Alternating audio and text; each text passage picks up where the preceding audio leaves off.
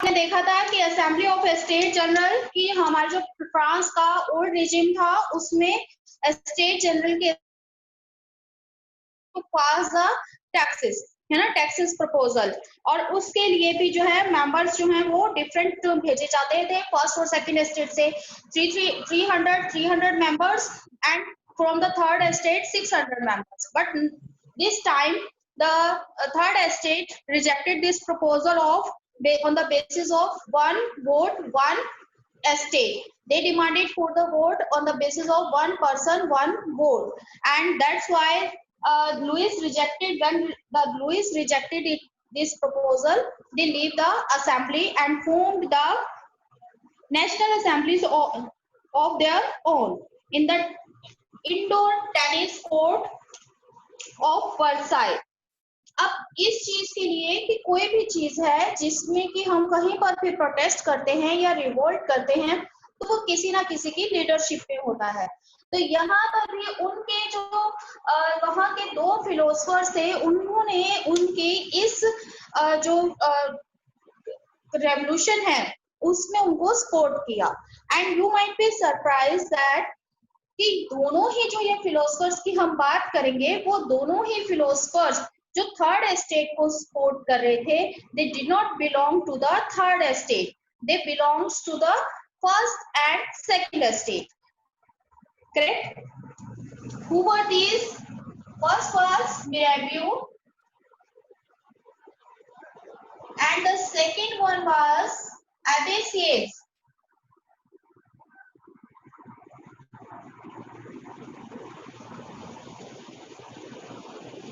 ये दो फिलोसफर्स थे जिन्होंने थर्ड स्टेट को क्या किया, सपोर्ट किया in the formation of national assembly और इन देयर एम्स और objective. Did not belong to the third estate. They originally belonged to the first and second estate, but they were against the privileges. ठीक है, अब ये Mirabeau क्या था कि ये belongs to the noble family. It belongs to the nobility. अब nobility हमने कहा था ना कि क्या है, वो सेकंड एस्टेट से बिलोंग करते हैं। अब ये जो है Mirabeau कहाँ का था, नोबिलिटी से बिलोंग करता था, but he was against the feudal privileges. मैंने जब तक कि आपको स्टोरी याद है या नहीं है, क्योंकि nobility also charged a type of taxes in the form of feudal taxes. feudal taxes जो है वो नोबिलिटी चार्ज करती थी, और Mirabeau जो है वो नोबिलिटी से ही बिलोंग करता था, but he was against the feudal privileges. ये जो फ्यूडल प्रिविलेजेस हैं वो नहीं होनी चाहिए, और इसके लिए क्या किया उसने, he delivered powerful speeches at the ground of Versailles where the crowd was assembled. जहां पर क्राउड इकट्ठी हुई थी वहां पर उसने क्या किया कि अपने पावरफुल स्पीचेस से लोगों को इसके अगेंस्ट अवेयर किया। Second was Abésiès. Abésiès, he was originally a priest.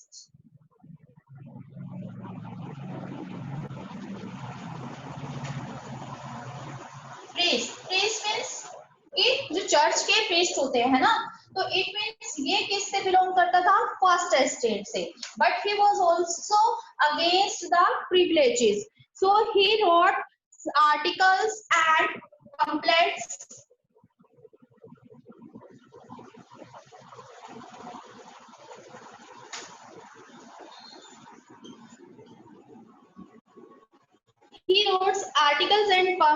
and one was his very influential pamphlet. The name was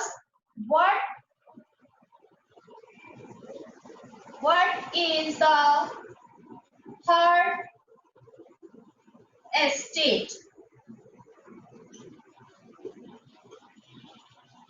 ऐसे ही उसने एक जो है पम्पलेट लिखा लोगों को अवेयर करने के लिए कि थर्ड एस्टेट है क्या। थर्ड एस्टेट जो है वो क्या किसी के अंडर काम करेगा या बाय बर्थ में उन्हें वही चीजें जो है भगवान ने किसी को भी स्पेशल बनाकर नहीं भेजा। ऑल आर इक्वल, है ना। तो इट मीन्स उसने थर्ड एस्टेट को अपनी राइटिंग के थ्रू इन सब चीजों के लिए अवेयर किया। So these were two philosophers which support the third estate while they belongs to the first two estate. Next, जब ये सब हो रहा था कि जब असेंबली फॉर्मेशन हो रही थी, नेशनल असेंबली बन रही थी, कॉन्स्टिट्यूशनल ड्राफ्टिंग में लोग लगे हुए थे, तो दूसरी तरफ जो है कंट्री साइड में कंडीशन जो है वो बिल्कुल डिफरेंट थी। तो यहाँ पर हम देखेंगे कि उस टाइम जो है कंट्री साइड में किस तरीके की कंडीशंस थी। Conditions in country side. Country side मैंने आपको पहले भी बताया था क्या होता है इसका मतलब, विलेजेस। ठीक है, विलेजेस और विलेजेस में जो है कंडीशन क्या थी उस टाइम। जब नेशनल असेंबली वर्साई में अपने कॉन्स्टिट्यूशन की ड्राफ्टिंग कर रही थी, तो फ्रांस जो है वो बहुत ही टर्मोइल कंडीशन से निकल रहा था। इसको आप जो है वो ये भी देख सकते हो, turmoil in France.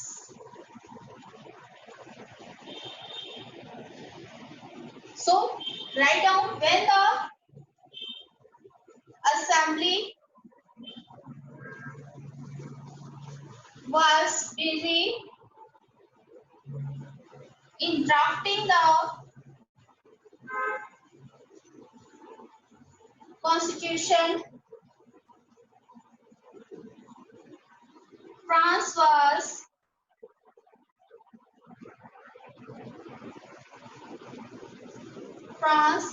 seized with turmoil। तो बाकी जो फ्रांस है उसे बहुत ही जो है डिफिकल्टीज को फेस करना पड़ रहा था। अब वहां पर किस तरीके की डिफिकल्टीज थी? सबसे पहले अ सेवर विंटर, बहुत ज्यादा जो ठंड थी उसने क्या किया, वहां के क्रॉप्स को डिस्ट्रॉय कर दिया। A severe winter resulted to bad harvest.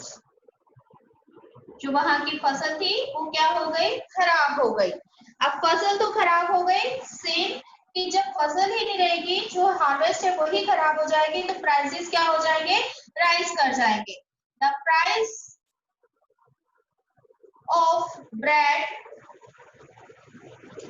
Rises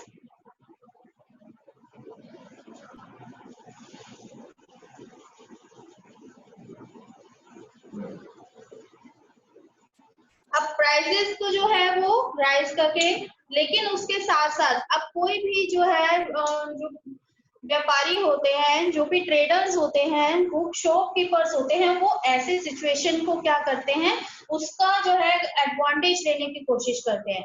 same जो प्रोसीजर है वो फ्रांस में हुआ कि वहां के जो बेकर्स हैं उन्होंने क्या करना शुरू कर दिया, इस सिचुएशन को एक्सप्लॉइट करना शुरू कर दिया।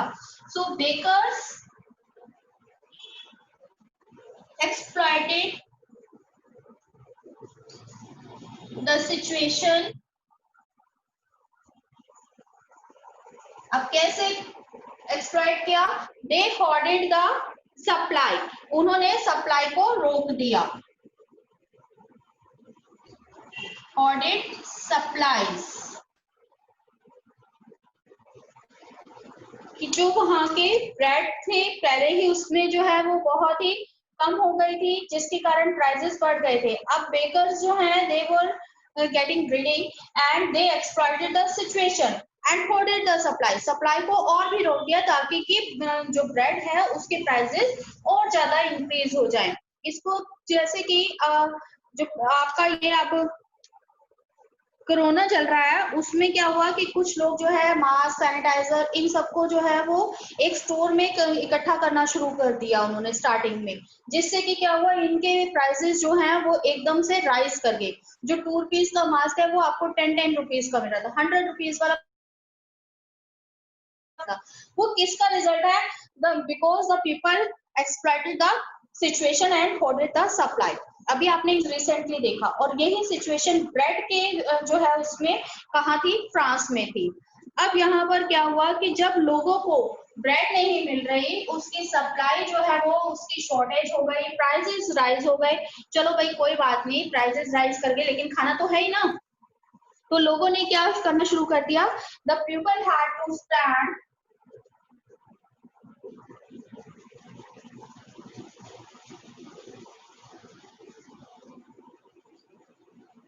For long time in queue.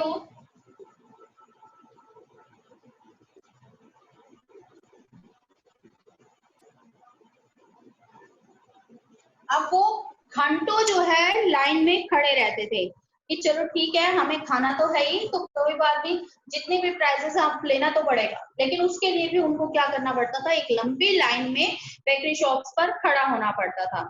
अब इसमें भी क्या हुआ कि जो मेंस हैं, they were mostly busy in the drafting the constitution. So this situation was facing by the women specially, कि यहाँ पर जो ये सिचुएशन है वो कौन फेस कर रहा था, मोस्टली वुमेन। सो जब उनको अपने घर में बच्चों को छोड़ के लॉन्ग लाइंस में खड़ा होना पड़ रहा था, तो वो क्या हो गई, वो उनको भी बहुत गुस्सा आ गया। सो एजिटेटिंग क्राउड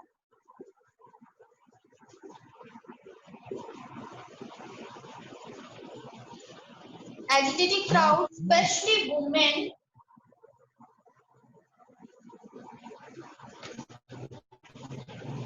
attack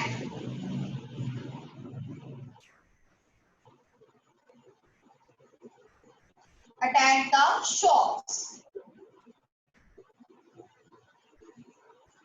अब जब बेकरी वालों ने सप्लाई को रोक दिया और उनको घंटों लाइन में जाना पड़ रहा था, तो हार कर थक कर लोगों को गुस्सा आ गया और उन्होंने क्या कर दिया, उन शॉप्स पर अटैक करना शुरू कर दिया and they looted the bread. अब यहाँ पर क्या हुआ कि यहाँ पर फिर आता है एट द सेम टाइम, उसी समय the king means Louis XVI, the king ordered troops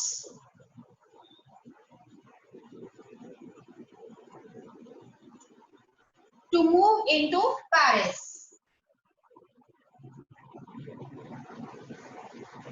अब ये लाइन जो है, अब इसको आप फिर से जाओ जहां से हमने फ्रेंच रेवोल्यूशन को स्टार्ट किया था।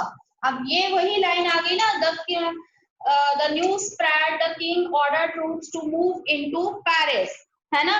तो यहाँ पर आपने अटैक सिचुएशन भी देख ली। तो लास्टली क्या हुआ कि the agitating crowd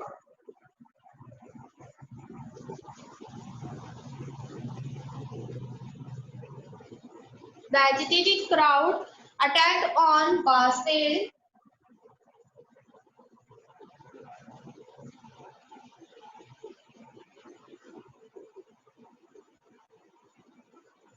and destroy it। ये आ गया हमारा फर्स्ट सीन जहां से हमने फ्लैशबैक स्टोरी स्टार्ट की थी। तो यहाँ पर जो है हमारी फ्लैशबैक स्टोरी एंड हो जाती है, ठीक है। तो यहाँ पर हमने एंड कर दिया, हमने स्टार्ट किया था बाहुबली से, कटप्पा ने बाहुबली को क्यों मारा। अब यहाँ पर हमारे पास रीजन आ गया कि फ्रांस के लोगों ने बास्टिल को क्यों अटैक किया, उसे क्यों खत्म किया, क्योंकि फ्रांस के लोग जो हैं वो इतने टर्मोइल कंडीशन से निकल रहे थे, उनके साथ जो है पॉलिटिकल जो है इन था, इक्वल पॉलिटिकल राइट्स उनको नहीं मिल रहे थे, प्राइसेस राइज कर रहे थे एसेंशियल थिंग्स के। फिर जो सोशल डिस्पैरिटी है that also prevail in the France, and moreover the harvest was destroyed। So all these or the burden of taxes is also faced by the people of the third estate। So these are the some reasons which led to the revolution in the France on 14 July 1789। This was the day when the people of the France revolt against the king। Clear हुआ इतना picture. अब हमारे यहाँ तक क्या हो गई, हमारी फ्लैशबैक स्टोरी जो है वो यहाँ पर खत्म हो गई। अब यहाँ पर इसके बाद क्या सिचुएशन हुई, अब यहाँ पर जो है एक के बाद एक सिचुएशन तो आएंगी कि कोई भी है जो है इतनी जल्दी से हार नहीं मानता, ना ही लोग और ना ही किंग। किंग जो लोग हैं वो अगर अटैक कर रहे हैं या फिर वो रिवोल्ट कर रहे हैं तो उसके अगेंस्ट किंग भी जो है स्टेप लेगा। तो एक और र्यूमर जो है वो वहां पर स्प्रेड हुआ। वन मोर र्यूमर स्प्रेड, एक और खबर आ जाती है वहां पर। वन मोर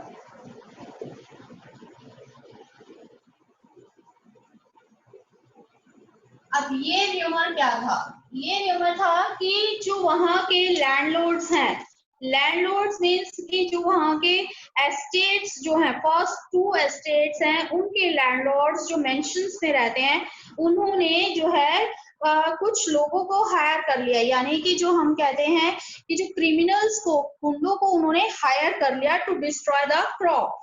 ठीक है, तो यहाँ पर क्या हुआ कि the Lord of manner, the lords of manor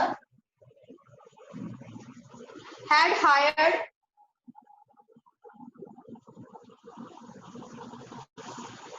band of brigands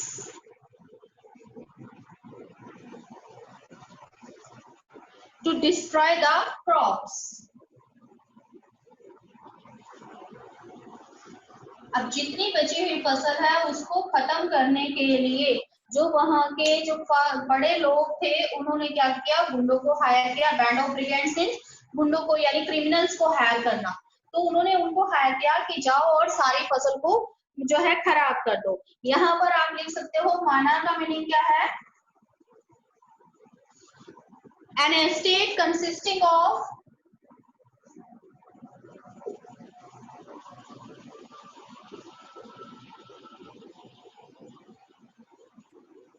the lord's lands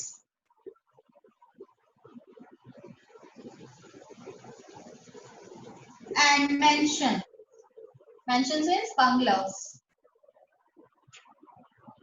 कि उनको लगता है कि वो एस्टेट जिनको भगवान ने जमीन और बंगले दिए हैं, यानी इनडायरेक्टली जो फर्स्ट एंड सेकंड एस्टेट, तो इन्होंने क्या किया कि इन्होंने गुंडों को हायर किया कि जाओ और क्रॉप्स को जो है डिस्ट्रॉय कर दो। अब ये जो न्यूज है that was spread among the people of the France.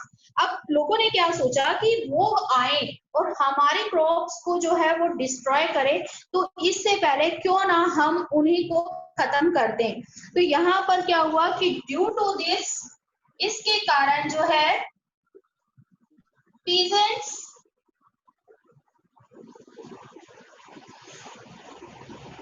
attacked on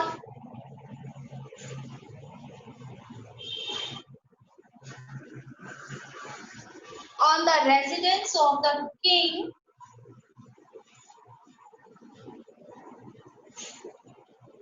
and noblemen।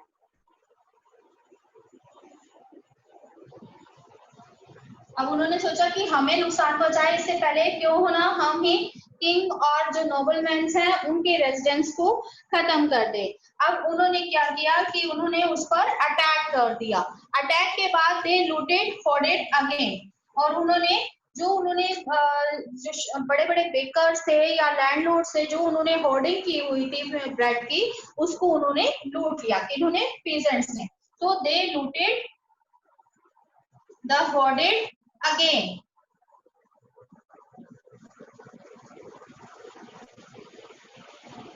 And burn the documents. अब डॉक्यूमेंट्स कौन से थे? वो बर्न द डॉक्यूमेंट्स। अब ये लाइन कुछ ऐसी लगती ना हमारी हिंदी मूवीज की तरह, कि हिंदी मूवीज में क्या होता है, अगर हम ओल्ड मूवीज देखें तो वहां पर क्या होते हैं कि जो महाजन व्यापारी दिखाए जाते हैं एक गांव में, वो क्या करते हैं, लोगों की जमीनों को जो है इलीगल तरीके से अपने पास रख लेते हैं। उनको थोड़ा सा कर्जा दिया और उसके बदले में अपनी जमीन, उनकी जमीनों के कागजात रख दिए और जो है माल को जो है गोदाम में भर के रख लेते हैं। जब वहां के लोग बहुत ज्यादा, एक हीरो होता है जो बहुत ज्यादा एजिटेटेड हो जाता है, तो फिर वो क्या करते हैं कि वो सारे माल को लूट लेते हैं और डॉक्यूमेंट्स को जला देते हैं। सिमिलरली यहाँ पर क्या हुआ, फ्रांस में हुआ कि वहां के जो गांव के लोग हैं वो बहुत ज्यादा एजिटेटेड हो चुके थे और they looted the hoarded again and burn the documents. Documents कौन से? जो उनकी लैंड के डॉक्यूमेंट्स इन लैंडलॉर्ड्स के पास थे, उनको उन्होंने जला दिया। सो अब जब ऐसी कंडीशंस हो गई तो क्या रहेगा कि जितने भी लैंडलॉर्ड्स हैं उनके पास क्या पे होगा, they flood away. So the landlords, a large number of nobles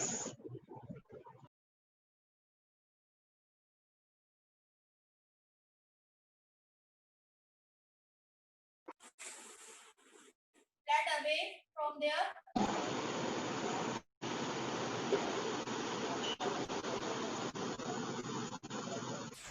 अपने घरों से वो भाग गए. अब उनके पास और कोई इसके लिए जो है और कोई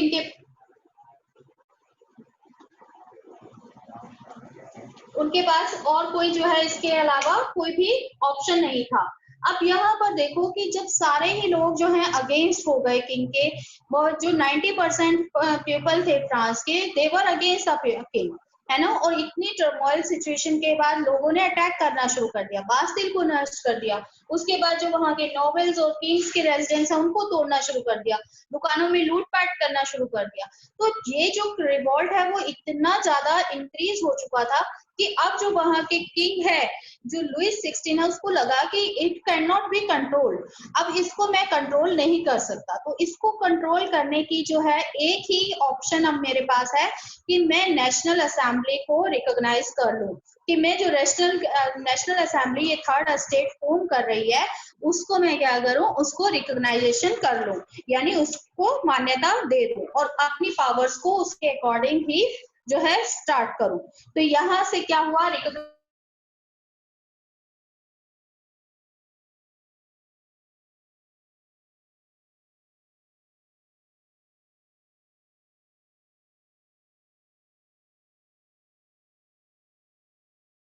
कैसे नेशनल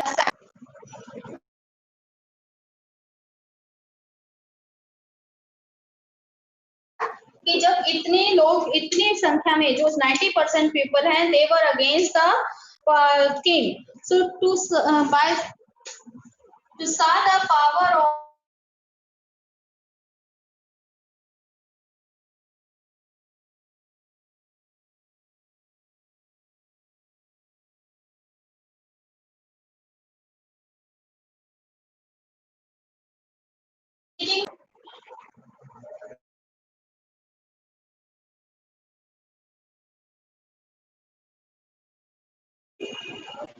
अकॉर्डिंग रिकॉग्निशन ऑफ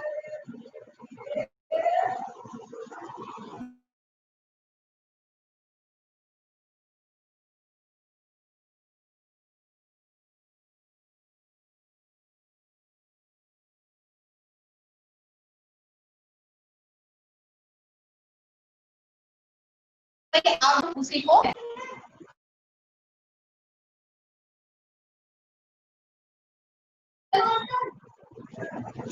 लक्ष्य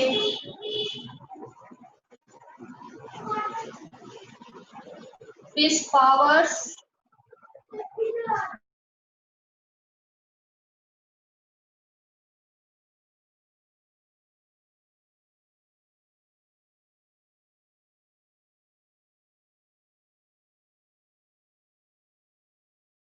by the king ने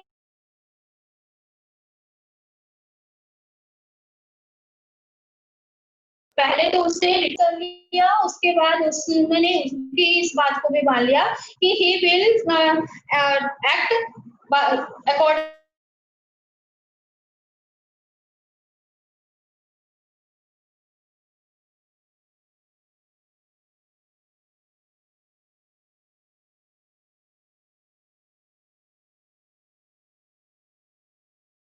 अब यहाँ पर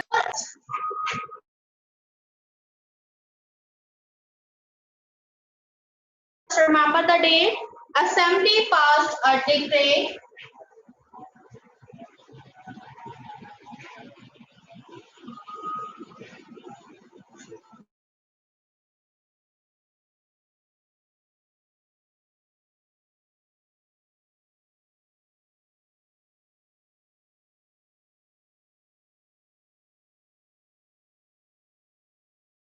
पार्ट जो है उन्होंने अभी जो है वो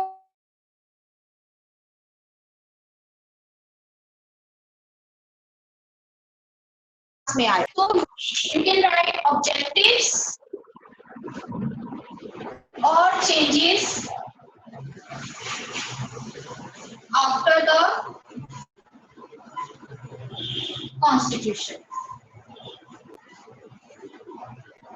अब यहाँ पर देखो कि किंग की अभी भी प्रेजेंस है फ्रांस में और कॉन्स्टिट्यूशन भी बन गया। तो यहाँ पर फ्रांस क्या बना, the France become a constitutional monarchy. अब पहले तो इस थर्ड एस्टेट के, इस नेशनल असेंबली के क्या ऑब्जेक्टिव्स थे। सबसे पहले उनका मेन ऑब्जेक्टिव था एबॉलिशिंग ऑफ फ्यूडल सिस्टम, जो सामंती प्रथा है कि जो वहां के नोबिलिटीज उनसे टैक्सेस लेते थे लैंड के ऊपर, उसे खत्म कर दिया जाए। सेकेंड कि जो टीथिस, जो स्टेट को, गवर्नमेंट को उन्हें टैक्स देने पड़ते थे, that must be abolished. Tithes must be abolished, ये भी जो है वो खत्म हो जाने चाहिए। थर्ड उनका जो ऑब्जेक्टिव था, that was forced clergy to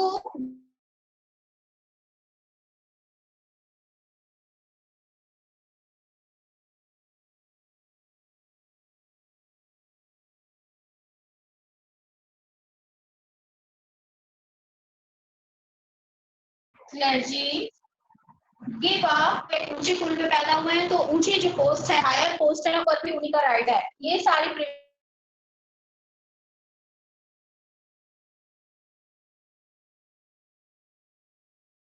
objective उनका क्या था कि चर्च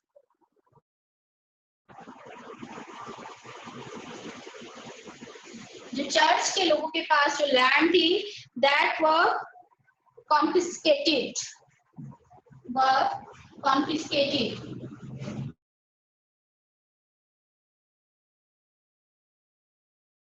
के बीच में इक्वली डिवाइड कर दिया जाए।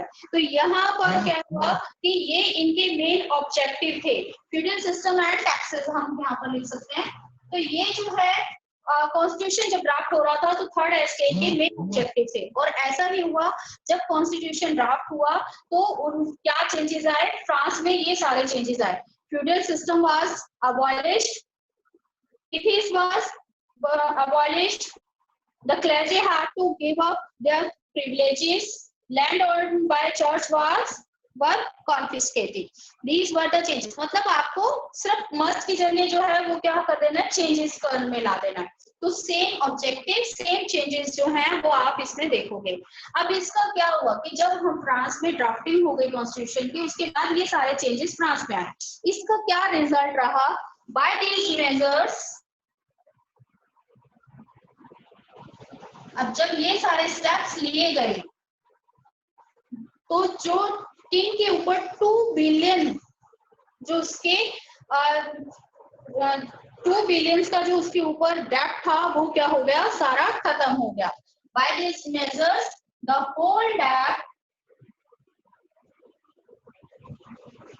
Was over. कितना था वो, 2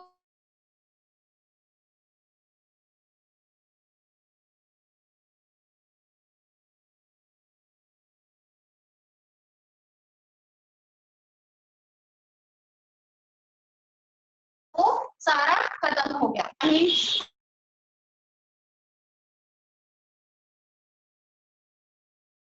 किसके हाथों में थी, कुछ लोगों के हाथ में थी। तो जिससे कि फ्रांस में बहुत ज्यादा जो है